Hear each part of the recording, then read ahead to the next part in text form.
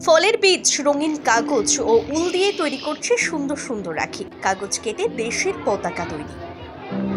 পশ্চিম Medinipur digital যুগে হারিয়ে গিয়েছে হস্তশিল্পের ছোঁয়া। কচিকাঁচাদের সৃজনশীল মানসিকতা ও উদ্ভাবনী শক্তির বিকাশের জন্য প্রতি বছরের মতোই এবছরও মেদিনীপুর সদর ব্লকের পলাশী প্রাথমিক বিদ্যালয়ের উদ্যোগে বিদ্যালয়ের ছাত্রছাত্রীদের নিয়ে আয়োজিত হল রাখি ও দেশের পতাকা তৈরির কর্মশালা। সামনেই দেশের স্বাধীনতা দিবস, এরপরেই রাখি বন্ধন উৎসব। সেই উপলক্ষে স্কুলের সংগ্রহ করা বিভিন্ন ফলের বীজ ও রঙিন কাগজ এবং উল দিয়ে তৈরি করছে সুন্দর সুন্দর রাখি। এর পাশাপাশি কাগজ কেটে নিজেদের হাতে দেশের জাতীয় পতাকা এঁকে রং করে তৈরি করছে ছাত্রছাত্রীরা।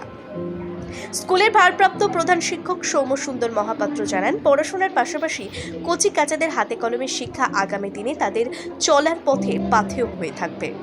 তাই প্রাথমিক বিদ্যালয়ের ছাত্রছাত্রীদের নিয়ে এই বিশেষ উদ্যোগ আমাদের। প্রত্যেক বছরের স্বাধীনতা দিবসের আগে আমাদের এই ধরনের প্রশিক্ষণ নিয়ে ছাত্রছাত্রীদের প্রস্তুত করা হয়। এই যে উদ্যোগ, কি বলবেন এই উদ্যোগ নিয়ে?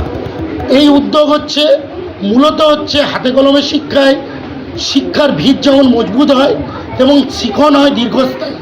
তাই কচিকাঁচাদের নিয়ে আমরা প্রত্যেক বছরই এটা পালন করে থাকি। এই রাখি বন্ধন উৎসব এবং স্বাধীনতা দিবসের দিন প্রভাত ফেরিতে তাদের নিজেদের তৈরি জাতীয় পতাকা নিয়েই তারা অংশগ্রহণ করবে।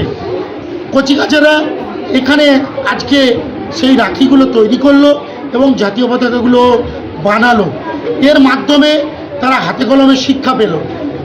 আগামী দিনে তারা এই যে এখানে যে রাখিগুলো তারা বানিয়েছে মূলত ফেলে দেওয়া জিনিস দিয়ে এই রাখিগুলো, এবং তারা ব্যবহার করেছে এই রাখি তৈরিতে বিভিন্ন ধরনের বীজ, যে বীজগুলো তারা বাড়িতে এবং মিড ডে মিলে সংগ্রহ করে রেখেছিল, সেখান থেকেই সেই বীজগুলোকে ব্যবহার করেই তারা আজকে রাখি বানিয়েছে।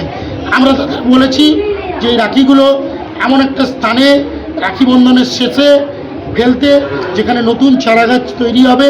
সেই চারাগাছ একটু বড় হলেই আমাদের উপকারে আসবে। এই হাতে কলমের শিক্ষা তাদের আগামী দিনে চলার পথে পাথেয় হয়ে থাকবে বলে আমি মনে করি।